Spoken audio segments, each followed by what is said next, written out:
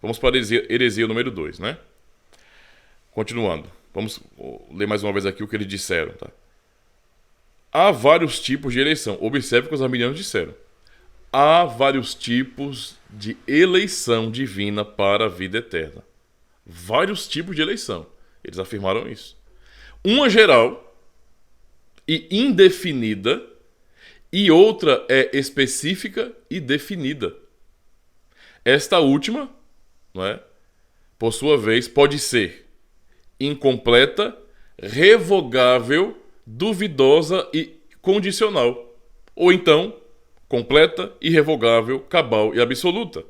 Da mesma maneira que há uma eleição para a fé e uma outra para a salvação. Percebam a bagunça que temos aqui, tá? Assim, a eleição pode ser para a fé, justificadora, sem contudo ser definitiva para a salvação.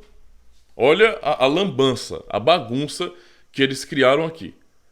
Não é?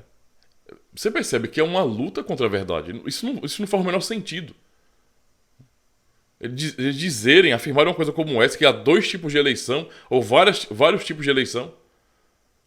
Uma eleição que é definida, cabal, absoluta, e outra que é indefinida, revogável, que pode ser anulada. Uma eleição para a fé, ao mesmo tempo que uma eleição específica para a salvação.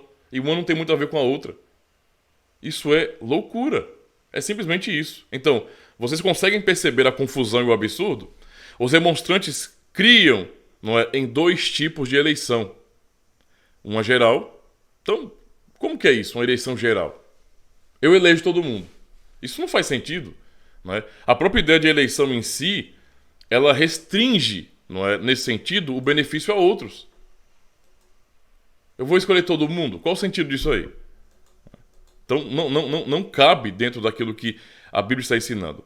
Uma eleição que é indefinida. O que isso quer dizer? Uma eleição indefinida.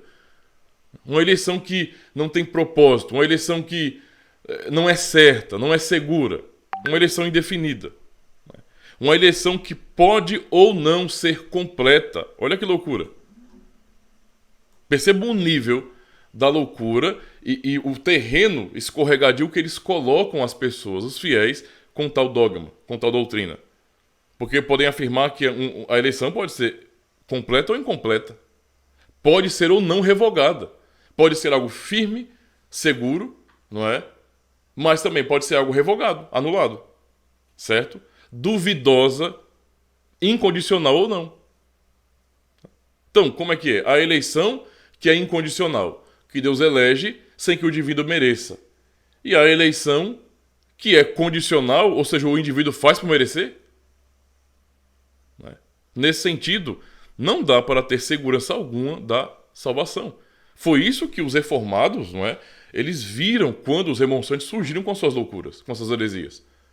Eles estavam realmente atacando a segurança e a paz da igreja. Imagine, mais uma vez, é bom lembrar disso aí. Aqueles irmãos, aquelas pessoas, não é? Final da Idade Média, já estamos no século XVII, então, poxa, as pessoas já estavam realmente bem instruídas com relação à doutrina verdadeira e tinham paz, segurança, tranquilidade em Cristo Jesus, por terem a confiança de que Deus escolheu por meio dele, ele salvou os eleitos de Deus, e eles poderiam sempre descansar na obra de Cristo. Independente das lutas, era o consolo deles na vida e na morte. Agora imagina o que é pessoas da própria comunidade, porque eles eram membros das igrejas reformadas, não é? Trazendo esse tipo de ideia para contaminar os alunos na universidade, contaminar o seminário, contaminar a vida das pessoas. Para roubar dos crentes a certeza da salvação. Roubar dos crentes a segurança na eleição. E deixar a coisa assim meio que confusa, em aberto. Não é?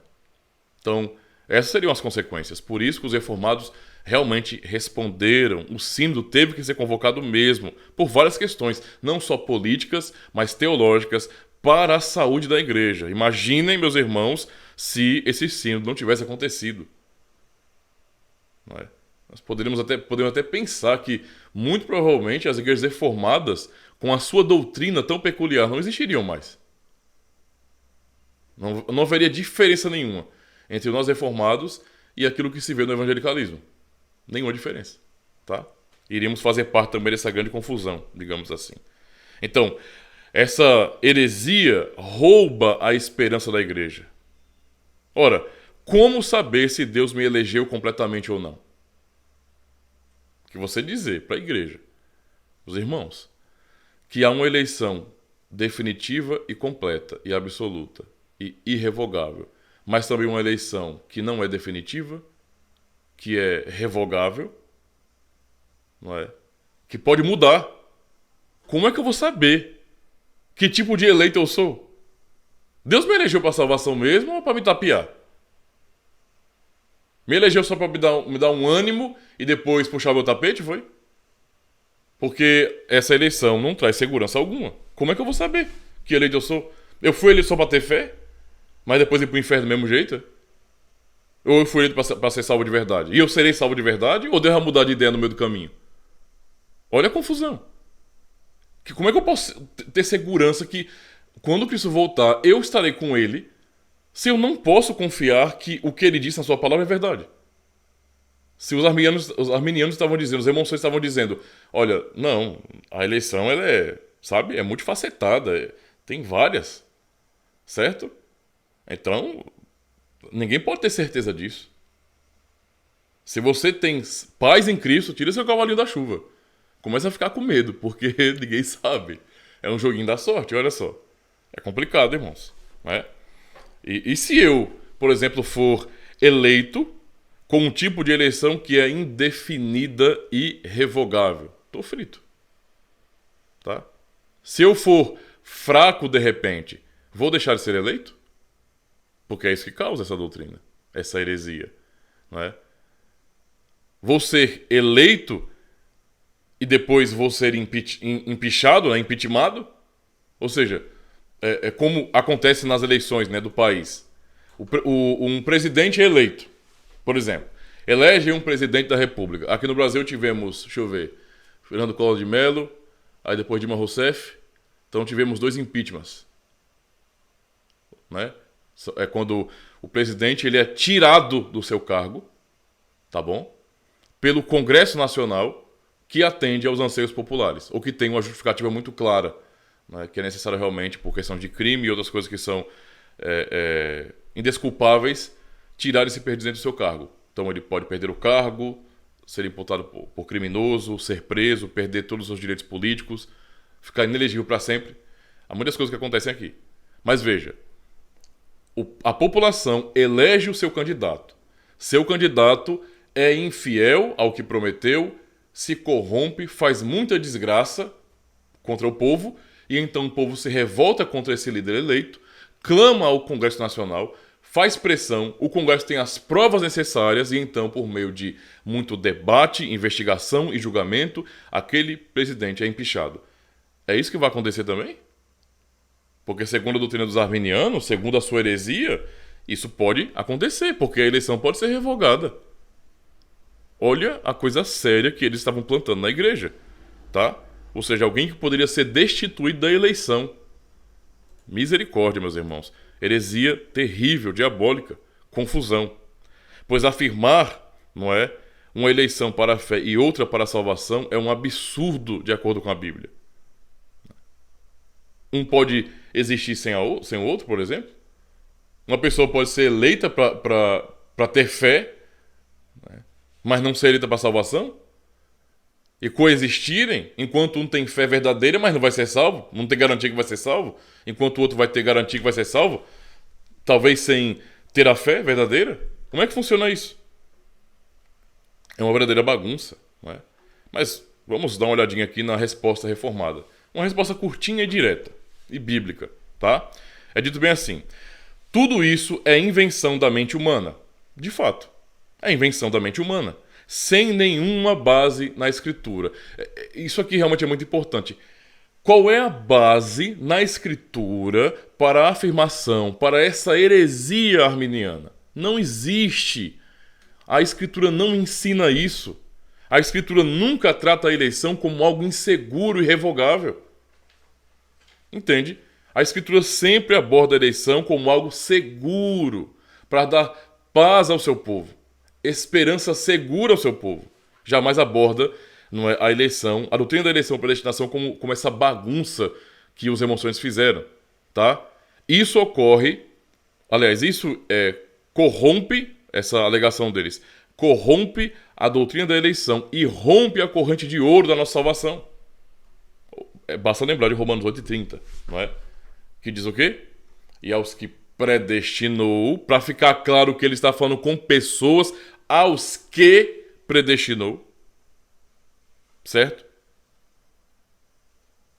As pessoas, não é, que ele predestinou. Então está se falando de pessoas, aos que predestinou. A esses que ele predestinou, ele também chamou. Ele não só predestinou, mas ele também age para chamar quem ele predestinou. E aos que ele chamou, os que foram predestinados, a esses também ele justificou pela fé. Porque ele chamou por meio do quê? Da pregação do evangelho. E por meio da pregação do evangelho ele deu fé. E por meio da fé foram justificados. E aos que justificou, a esses também glorificou. Ou seja, já é colocado aqui, Paulo cita nesse sentido, né, no passado, como algo concreto, algo pontual, digamos assim, não é? A esse também glorificou como o estado conclusivo da salvação, a glorificação. E ele trata como algo já concreto, já feito, realizado. Para fazer o quê, irmãos? Justamente para dar segurança para a igreja que essa eleição não pode ser revogada, não pode ser mudada, ela é segura. É isso que a Bíblia declara, de maneira tão objetiva e direta, enquanto que os remonstrantes estavam negando o óbvio da Escritura. Por quê? Eles preferiram certamente ir pelo caminho das suas filosofias, do mero raciocínio, do bom senso humano, negando assim a palavra de Deus. Se tem um caminho que nós temos que rejeitar, é esse. É o caminho do nosso próprio coração. O caminho do nosso próprio coração. Porque nossos caminhos, eles são retos aos nossos próprios olhos. Mas o fim deles é destruição, sempre. Nós precisamos ir pelo caminho do Senhor. E não por aquilo que nós achamos. Tá? Heresia 3. Não é? Vamos para mais uma palavra diabólica. Não é? Heresia. Agora deixe o seu comentário aqui abaixo para que o YouTube entenda que o nosso conteúdo é relevante e possa divulgar este vídeo para mais pessoas. Grande abraço e até o próximo vídeo.